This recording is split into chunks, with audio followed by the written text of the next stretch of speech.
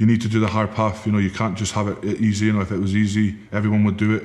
And to kind of be the best in like the world, you kind of have to, you know, go places where no one's going to go. Take your body to places no one's going to go. Because at the end of the day, you can only kind of, the good thing about sport is you've only got yourself to blame if you don't do things good. So I think the hard path is the best path to do, you know, so mentally, physically, gets you ready, you know, everything's just dialing. And yeah, the hard path for me, I probably should have took the easy path, but yeah, the hard path has helped me 100% in this sport. You know, it may have been started off as maybe the easier path, trying to get that easy path, but then having the right direction and doing the hard path now is a good idea, and you know, and now I've got everyone just to back me and help me. So.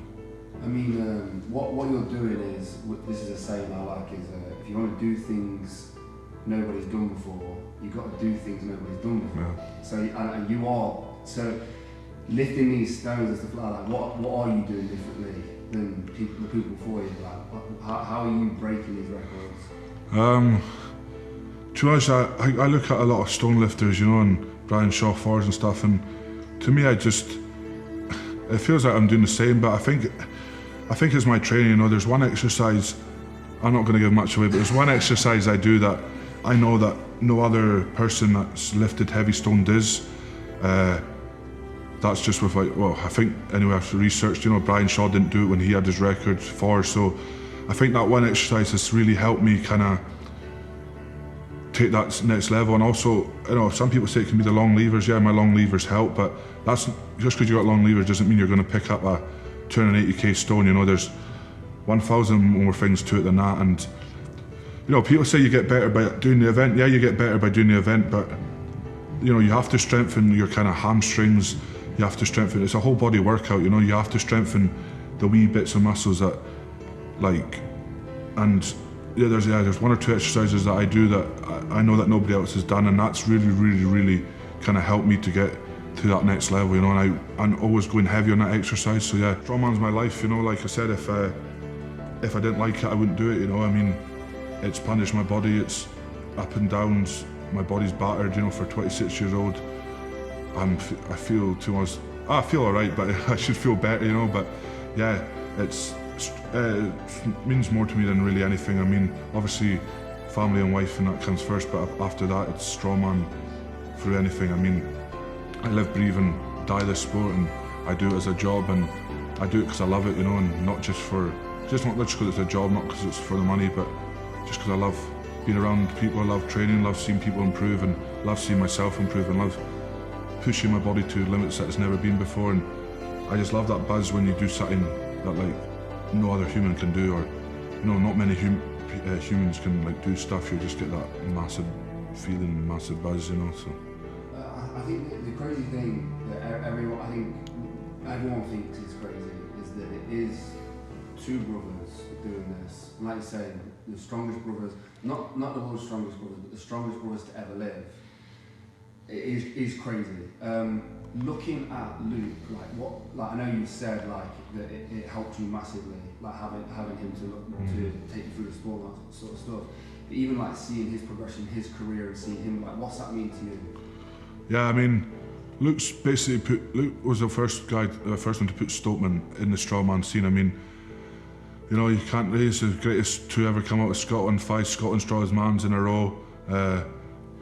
I came second to him 3 times in a row. So even when we came on the scene, you know, we were 1 and 2 in Scotland. We've been 1 and 2 in Scotland for the last 8 years, you know, and it's just seeing the stuff Luke's done, you know, even being in the sport, you know, with him, it's he's taken the log level, he's taken the log, up to a new level, and now, you know, other people are chasing him, you know, and that's because Luke's set a new level on that, you know.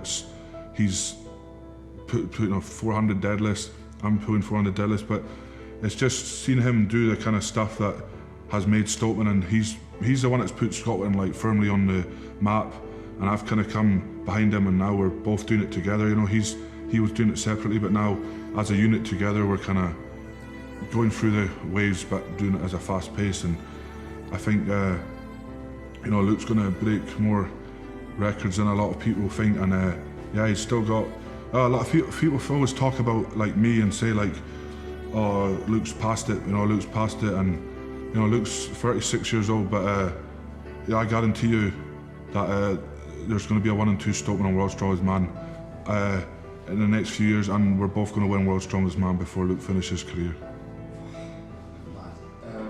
Just speaking of Luke, is like what is crazy is that he's breaking records in a specific event, and you're breaking records in a specific event. It's not like you've got two people competing in the same sport. It's like you've got two people leading the charge. It is baffling. It's madness.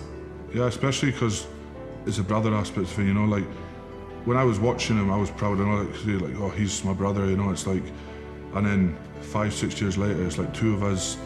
I thought maybe, yeah, we'd like, Luke was at British level. I watched him at British level. I maybe get to Europe's, and I thought, oh, maybe I might join and get into Scottish and British. But then to kind of, like I said, both come through the ranks. But that's, I think, again, hard work, pushing each other. When we train, it's intense. Like I said, Luke's really good at log. He pushes me on the log. I'll push him on the stones, and we always counter our weaknesses out. Like Luke's massively helped me in the log. Got my log mass up. His deadlift has gone up. His stone lifting's gone. I mean, Luke came second in the stones at Britain's Strongest Man, and that was his fastest lifetime PB. And that's just because of the hard work he's been putting in the stones, and his log pressing at Britain's as well. It's unbelievable to kind of have two brothers that are not just on national stage, but on like the world stage, and kind of are proving to people that there is something in Scotland, and we're going to dominate the world quickly. So. Yeah, I think bringing the sense of pride back to Scotland. Everyone thinks of Scotland as this strongman country. Like the Highland Games is like massive. It's in people's brains when you think of Scotland, especially the Highlands, obviously. And like you guys are taking it back there, which is crazy. It's mad to see. Yeah, it's a really good feeling. Like I said, the natural stones, all the stone lift.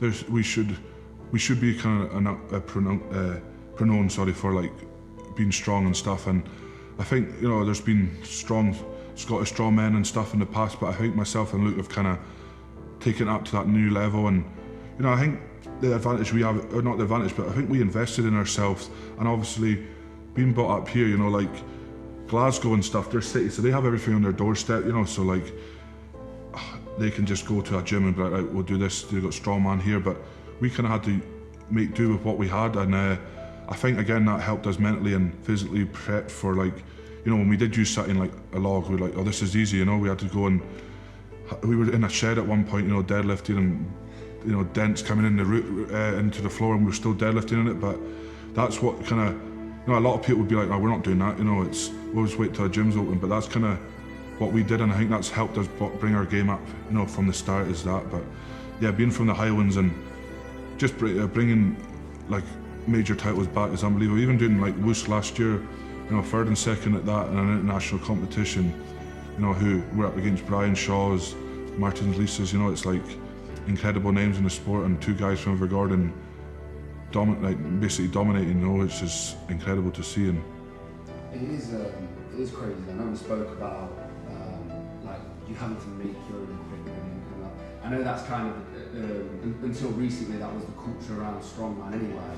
But being this far up, I still don't think people. I hope I can explain to people that we are so far up north. There's not much amenities and stuff like that up here. So for you to come up in a time when there wasn't money in the sport, there wasn't even the equipment in your town to push through them. Could you expand on a little bit about working out in the shed, and all that sort of stuff? What was that like? How did you carry on doing it? So it was basically called the Nest, because Luke's called the Highland Oak, I'm called the Albatross, so it's like the albatross in the oak's nest. So it was basically my mum and dad's old kind of garden shed. It was like a World War shed they had, and obviously the floors were going to be getting, they were dropping stones in it. We had our wheel set up there. We'd got Atlas stones for Christmas. We had some bars, pull-up bars and weights, and it was myself, Luke, our brother, and one of our mates just in that shed every night. And we used it that much, the floors started getting holes in it, so like we'd go in deadlifting, but one side would be lopsided. You know, but that's all we had. We couldn't have the luxury of going to a gym and being like, right, we're going to deadlift here. So we just had to keep doing that, and then we had to move outside onto the tarmac road when then that started getting cracks in it. So, and then, like, you know, dropping Atlas stones on it wasn't a very good idea, you know, dropping deadlift bars on it. But I think that's, like I said, made us stronger, and kind of when we kind of went onto like a platform, or when we went onto flat surfaces, we were like, wow, this is gold, you know, this is like running on a red carpet. It's so easy, you know, and that's why we kept going there. That's why we kept doing the kind of deadlifts in a hole and squatting on uneven balance ground, because when we then went to like a gym, our strength was like, wow, we're strong, but it's just because we did that extra bits that nobody else would do, you know. So people who haven't got everything they need to be successful, like you guys, in any aspect of it, what would you say to them in terms, because it's so easy for people just to quit, like to go, I haven't got the camera, or I haven't got the deadlift bar, or the this, the that, the investment, the support. What do you say to them? Yeah, it's easy to quit. That's the easiest option. But I would just kind of, you know, try and maybe invest if you can, or just go out and to the woods, or, you know, go pick something up. Like, for example, if you're doing a log press, you know, you can go out to maybe a wood and put a log above your head, or if it's more the basic kind of deadlifts and squats, you know, just maybe go to someone that maybe welds, you know, bars together, and ask them for a wee bar, and get like, I don't know, shopping bags on the end of the thing. I mean, there's a lot of things you can do. You know, a lot of people with this COVID that hit, you know, doing like home workouts, you know, there's always things, lifting couches up, you know, it's a lot of things you can do in your garden. It's just being creative, I think, and yeah, there's always a way. There is, like, you know, you're going out walking in the hills, there's every single person you'll see everyone does it on like Facebook, just picks stones up, you know, presses them, picks logs up and press them, and that's without knowing lifting, you know, it's lifting weights, but being creative, you know. But a lot of people just want that easy option, oh, there's no bar, I'm just going in, you know, so trying to find, and that's what me and Luke, myself and Luke did, you know. Even just now, even we've got everything, we still go out on the beach and be like, oh, there's a stone there, let's just see, you can chuck it the further, there's a log, you know. We still do that because it's still fun, you know. It's fun to kind of challenge yourself now, and it's one of the best things, you know.